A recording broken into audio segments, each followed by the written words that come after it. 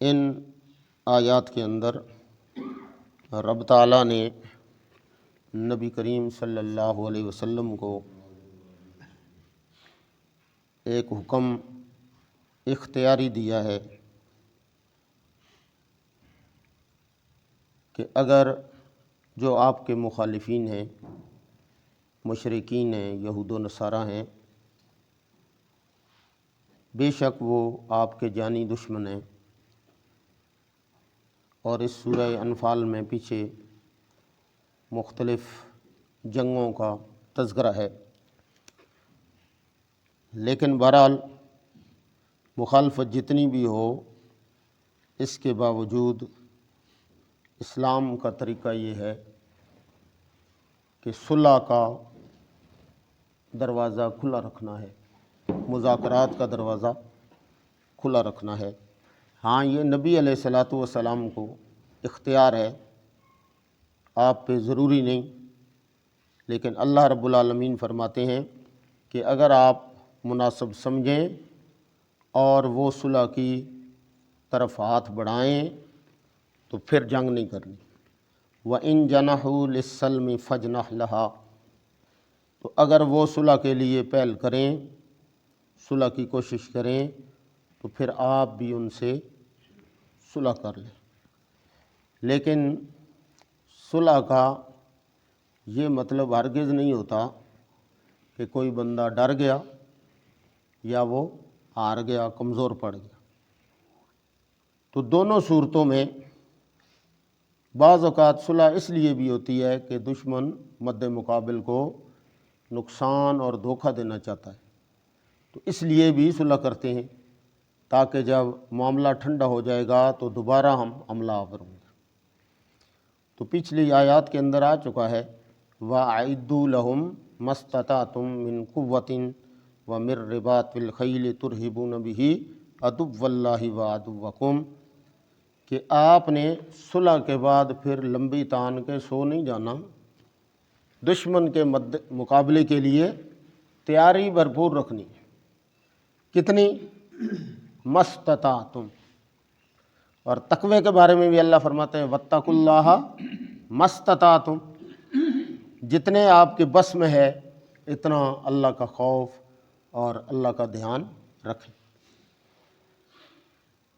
کیونکہ انسان پہ اتنی ہی چیز لازم ہے جتنی اس کے اندر طاقت ہے۔ لا یکلف اللہ نفسا الا وسعها، اس کی وسعت سے باہر نہیں ہے، اس کی طاقت کے مطابق ہے۔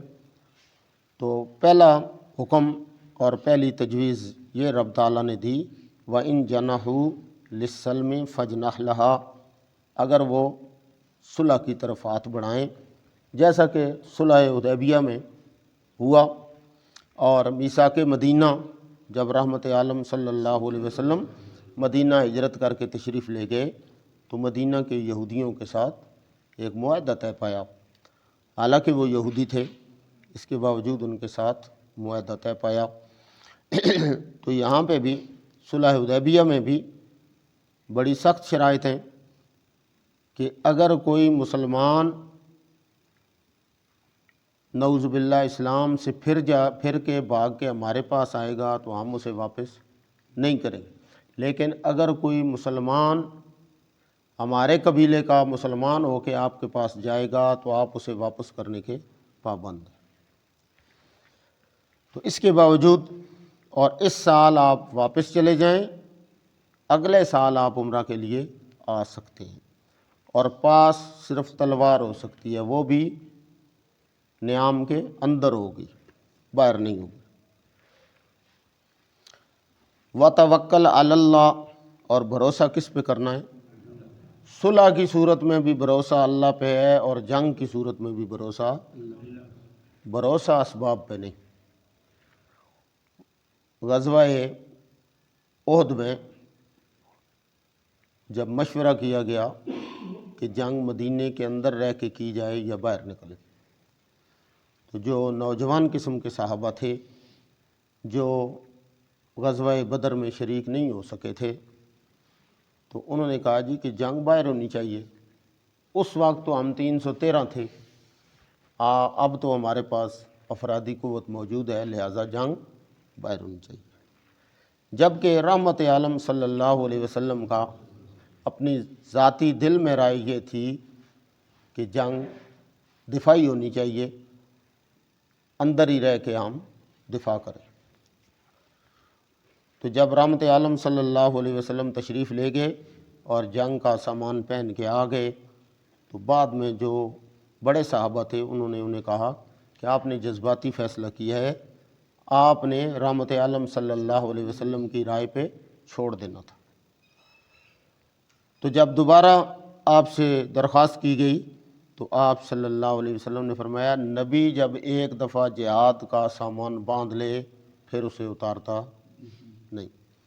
اب جنگ باہر ہی ہوگی، لیکن اس کا نقصان یہ ہوا کہ 70 سے زیادہ جلیل القدر صحابہ شہید ہو گئے، اور یہ سارے غزوہ احد کی فتح، غزوہ بدر کی فتح، خیر دوبارہ مسلمانوں کو فتح ہو گئی، شہید اور زخمی ہونے کے باوجود رحمت عالم صلی اللہ علیہ وسلم خود اس جنگ میں آپ کا دانت مبارک شہید ہوا، آپ کے چہرے پہ زخم تھا، آپ کے گھٹنے پہ زخم تھا۔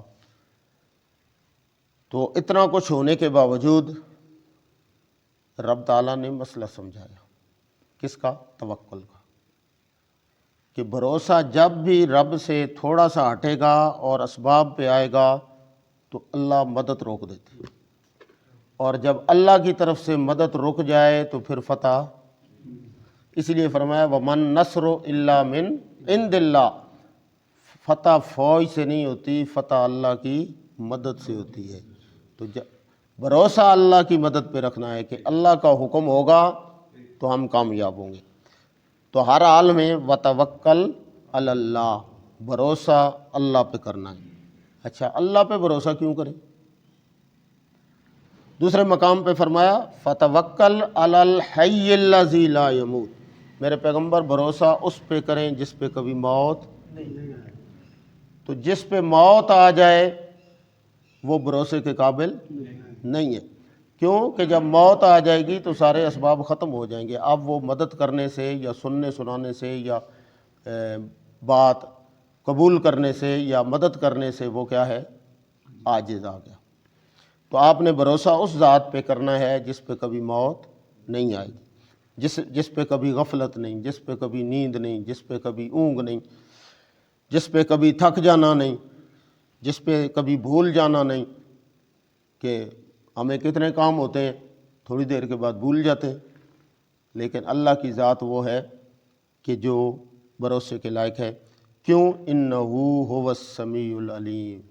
آپ کسی بڑے کے پاس جائیں اور اس کے آرام کا وقت ہوگا تو وہ کہیں گے جی کہ آپ کا کام ضروری ہے لیکن آپ بعد میں کسی وقت آئیں، کیونکہ اب وہ آرام کر رہے ہیں، آپ ان سے رابطہ ممکن نہیں۔ لیکن رب کی ذات ہے کہ آپ ہزاروں میل دور ہیں۔ سیدنا رات کو بھی میں نے عرض کی، حضرت یونس علیہ السلام کہاں ہیں؟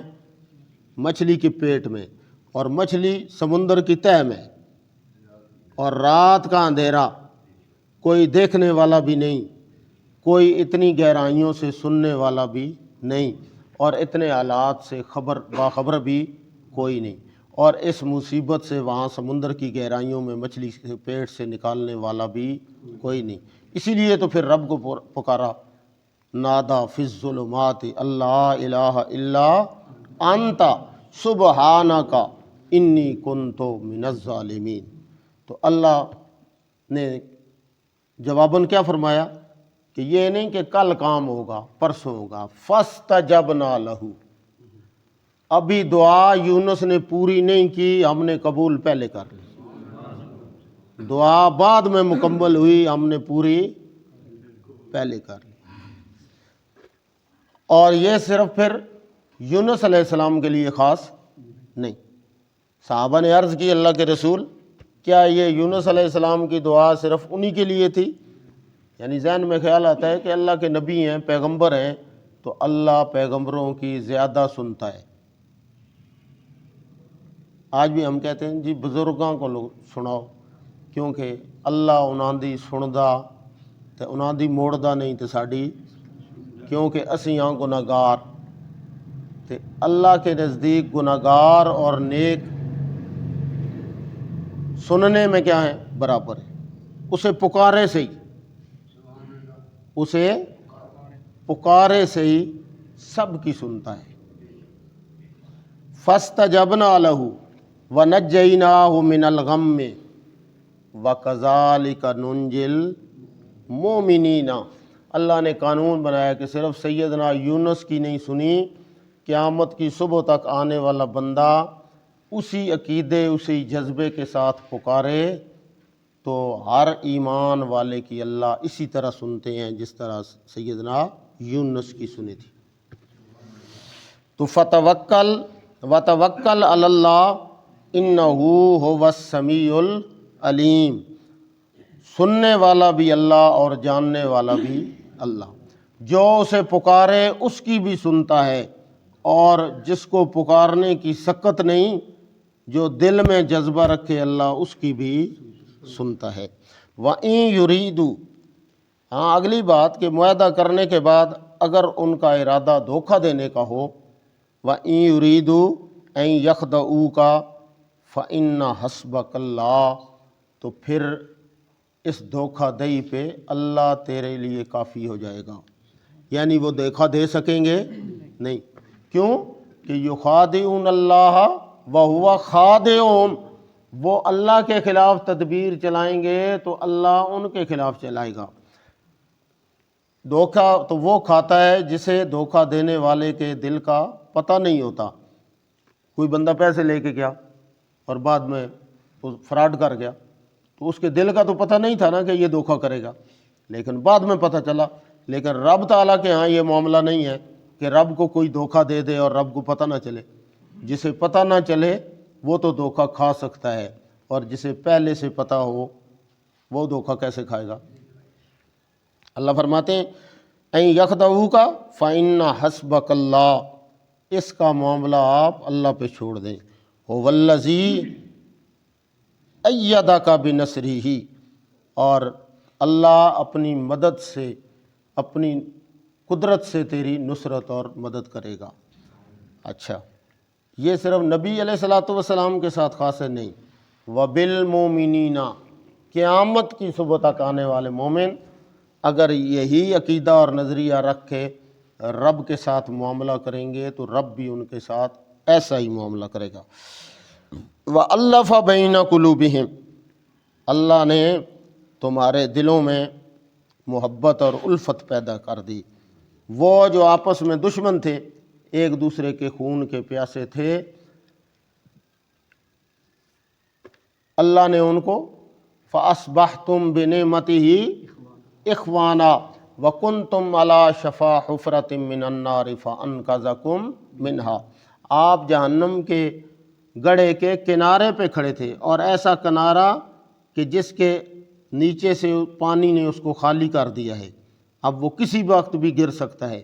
آپ وہاں پہ پہنچ چکے تھے، کسی وقت بھی آپ پہ موت آ جاتی تو آپ جہنم میں چلے جاتے، لیکن اللہ نے اپنا محبوب بھیج کے تمہیں جہنم سے بچا لیا۔ وَأَلَّفَ بَيْنَ قُلُوبِهِمْ لَوْ أَنفَقْتَ مَا فِي الْأَرْضِ جَمِيعًا، میرے پیغمبر یہ دنیا کی ساری دولتیں بھی خرچ کر دی جاتی تو لوگوں کی آپس میں محبت اس طرح نہ بڑھتی۔ محمد الرسول اللہ والذین معاہ اشداء علی الکفار رحماء بینہم، اللہ کافروں کے مقابلے میں سخت اور آپس میں نرم دل، آپس میں ایک دوسرے کے ساتھ رحم کرنے والے۔ ما الفت بین قلوبہم، تو آپ کبھی بھی ان کے دلوں میں الفت اور جوڑ پیدا نہ کر سکتے۔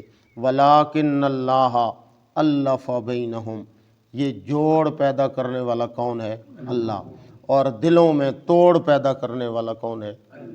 حدیث پاک میں آتا ہے، بخاری کی روایت ہے کہ اگر صفیں ٹیڑھی ہوں نماز کی تو اللہ دل ٹیڑھے کر دیتے۔ صفوں کا سیدھا ہونا بہت ضروری ہے اور نماز کے واجبات میں سے ہے۔ اب تو آسانی ہے، صفیں صفیں بھی لگی ہوئی ہیں، مسجدوں میں لائنیں بھی لگی ہوتی ہیں، پھر بھی کوئی 2 انچ پیچھے کھڑا ہے، کوئی آگے کھڑا ہے۔ اچھا، پنجے برابر کرتے رہتے ہیں۔ پنجے برابر کرنے سے، پاؤں کی انگلیاں برابر کرنے سے صف برابر نہیں ہوتی، ایڑیاں برابر کی جائیں اور کندھے سے کندھا ملایا جائے تو صف سیدھی ہو جاتی ہے۔ تو صف کا سیدھا ہونا بہت ضروری ہے۔ وَلَٰكِنَّ اللَّهَ أَلَّفَ بَيْنَهُمْ إِنَّهُ عَزِيزٌ حکیم، وہ بڑی طاقتوں والا، بڑا زبردست، بڑی عزت والا، حکیم، اس کے فیصلے حکمت سے خالی نہیں ہوتے۔ یا ایھا النبی حسبک اللہ، پھر دوبارہ تسلی، تیسری بار، یہ 3 دفعہ آ رہا ہے۔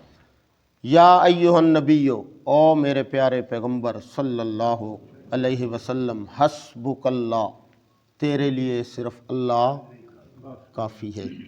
وَمَنِ اتَّبَعَكَ مِنَ الْمُؤْمِنِينَ، اور جو تیرے تابعدار ہیں ان کے لیے بھی اللہ۔ اس کا مطلب یہ ہے کہ جو اللہ کے علاوہ کسی اور پہ بھروسہ کرے وہ مومن بھی نہیں اور نبی کا تابعدار بھی نہیں۔ نبی کے تابعدار کی یہ شان نہیں کہ وہ اللہ کے علاوہ کسی اور پہ بھروسہ کرے، اللہ کے علاوہ کسی اور کے ساتھ آس اور امید لگائے، اللہ کے علاوہ کسی اور کو اپنی حاجات اور مشکلات میں پکارے، اپنا حال دل اللہ کے علاوہ کسی اور کو سنائے۔ یہ نبی کے تابعداروں کا طریقہ نہیں۔ اور اگر وہ دعویٰ بھی کریں کہ ہم نبی کے تابعدار ہیں، رب تعالیٰ فرماتے ہیں وہ نبی کے تابعدار کیوں؟ کہ ان کا طریقہ نبی کے طریقے کے ساتھ نہیں۔ دیکھیں نا، حضرت نوح علیہ السلام کا بیٹا ہے، اور جب غرق ہونے لگا تو نوح علیہ السلام فرماتے ہیں ان نبنی من اہلی و ان وعدک الحق وانت احکم الحاکمین، اللہ تیرے وعدے سچے ہیں اور تیرا وعدہ تھا کہ تیری آل میں سے، کس میں سے؟ کس میں سے؟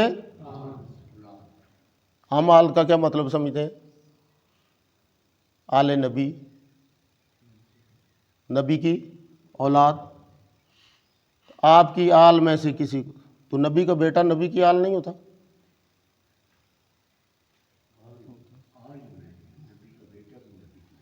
نہیں ہے نال، اللہ کہہ رہا نہیں ہے۔ اسی تسی ہر نتھو فتو آنے کہ نبی دی آل وچ جو مرضی پہ کرے، اور نبی کی آل میں سے تب ہے جب نبی کے مطابق اس کا عمل ہے، ورنہ نبی کی آل نہیں۔ اللہ نے کیا فرمایا؟ انہو لیس من آلک، وہ کہہ رہے ہیں میرا بیٹا ہے، اللہ کہتے ہیں تیرا بیٹا نہیں۔ اللہ میرے گھر میں پلا، میں نے اسے پالا، کیسے نہیں فرمایا انہو عمل غیر صالح؟ ہمارے نزدیک فیصلے خاندان اور خون کی بنیاد پہ نہیں ہوتے، عمل کی بنیاد پہ ہوتے۔ اس کا عمل اور عقیدہ تیرے عمل اور عقیدے کے مطابق تو اس کا نام ہم نے تیری آل سے کاٹ دیا۔ فلا تسألنی ما لیس لک بہ علم انی اعظک ان تکون من الجاہلین، میرے پیغمبر جس بارے میں پتہ نہیں اس میں بحث کرنے کی ضرورت نہیں۔ وہ شیخ سعدی فرماتے ہیں نا کہ پسر نو بابداں بنشست، اور نوح علیہ السلام کا بیٹا بروں کے ساتھ بیٹھا، نسبت خاندان نبوتش گم شد، تو خاندان نبوت کی نسبت بھی کام نہ آئی۔ سگے اصحاب کاف، اصحاب کاف کا کتا، انسان نہیں، کون؟ سگے اصحاب کاف روز چند بپائے نیکاں گرفت، اصحاب کاف کا کتا چند دن تک، چند دن نہیں ہوئے نا، 300 سال غار کے باہر بیٹھا، مردم شد۔ اللہ نے جہاں اپنے ولیوں کا ذکر کیا وَقَلْبُهُمْ بَاسِطٌ ذِرَاعَیْهِ بِالْوَسِیدِ، انہیں اپنے ولیوں کے ساتھ ان کے کتے کا بھی تذکرہ کیا۔ تو نسبت سچی ہو کتے کی تو اس کی بھی اللہ کے ہاں قدر ہے، اور نسبت اگر سچی نہیں تو پھر نبی کا بیٹا ہو پھر بھی جہنم میں جائے گا، نبی کی بیوی ہو پھر بھی جہنم میں۔ اسی لیے اللہ نے اپنے پیغمبر کی بیویوں کو مخاطب کیا اور فرمایا کبھی یہ نہ سمجھنا کہ ہم نبی کی بیویاں ہیں لہٰذا اللہ پوچھے گا نہیں، اور اگر اللہ کی نافرمانی کی ضعفین من العذاب، ہم دگنا عذاب دیں گے، ایک جرم کرنے کا اور دوسرا نبی کی نسبت کا فائدہ اٹھانے کا، اور اگر اطاعت کریں گے تو پھر ثواب بھی دگنا، ایک نبی کی نسبت کا اور دوسرا اطاعت کرنے کا۔ اور جڑے بندے سمندر یا دریا دے کنارے تو ہوندے نا، انہاں نوں ہیرے جواہرات موتی مچھلیاں بڑیاں چیزاں ملتی ہیں، لیکن جب سیلاب آتا ہے تو سب سے پہلے وہی تباہ ہوتے ہیں۔ تو جو گناہ اس بنیاد پہ کرے کہ میرا فلاں کے ساتھ تعلق ہے تو اس کو سزا بھی دگنی ملے گی۔ تو نسبتیں کام نہیں آتی، کام کیا آئے گا؟ عمل اور عقیدہ کام آئے گا۔ تو وہ کتا ہو کے نیکوں میں شمار ہوا اور نوح کا بیٹا ہو کے مجرموں میں شمار ہوا۔ تو نسبت صرف نسبت کافی نہیں، جب تک کہ عقیدہ اور عمل بھی وہی نہ ہو، تعلیمات کے مطابق نہ ہو۔ تو رب تعالیٰ نے فرمایا کہ ہمارا وعدہ صرف نبی کے ساتھ نہیں بلکہ وَمَنِ اتَّبَعَكَ، جو تیرے سچے تابع دار ہوں گے، من المؤمنین، ایماندار بھی ہوں گے، تابع دار بھی ہوں اور ایماندار بھی ہوں۔ تابع دار ہوں، تابع داری کے تو بڑے دعوے کریں لیکن مومن نہ ہوں، مومن ہوں لیکن تابع دار نہ ہوں، دعویٰ ایمان کا کریں اور کریں اپنی مرضی تو پھر نہیں۔ دو شرطیں لگائی ہیں کہ ایماندار بھی ہوں اور آپ کے سچے تابع دار بھی ہوں، یعنی ان کا عقیدہ بھی درست ہو اور ان کا عمل بھی تیری سنت کے مطابق ہو۔ یہ دو کام کریں گے تو جو نبی کے ساتھ وعدہ ہے وہ نبی کے امتیوں کے ساتھ بھی وعدہ ہے۔ اور اگر تو پھر خلاف ورزی کس طرف سے ہوگی؟ بندے کی طرف سے ہوگی۔ ما یبدل القول لدی، اللہ فرماتے ہیں تبدیلی ہماری طرف سے نہیں، وعدہ خلافی ہماری طرف سے نہیں، وعدہ خلافی آپ کی طرف سے ہے۔ آپ مومن بن کے دکھائیں، وَأَنْتُمُ الْأَعْلَوْنَ إِن كُنتُم مُؤْمِنِينَ، تم ہی کامیاب ہوگے اگر تم مومن رہے۔ اگر تم نے مومن ہونا ثابت کر دیا تو ہم تمہیں کامیاب بھی کر دیں گے۔ اگر پہلے اپنے آپ کو ایماندار ثابت کرو، پہلے نبی کا تابع دار ثابت کرو، پھر اللہ کی طرف سے نصرت اور اس کی مدد آئے گی۔ وآخر دعوانا ان الحمد للہ رب العالمین۔ اعوذ باللہ من الشیطان الرجیم، بسم اللہ الرحمن الرحیم۔ وَإِن جَنَحُوا لِلسَّلْمِ فَاجْنَحْ لَهَا وَتَوَكَّلْ عَلَى اللَّهِ إِنَّهُ هُوَ السَّمِيعُ الْعَلِيمُ۔ وَإِن يُرِيدُوا أَن يَخْدَعُوكَ فَإِنَّ حَسْبَكَ اللَّهُ هُوَ الَّذِي أَيَّدَكَ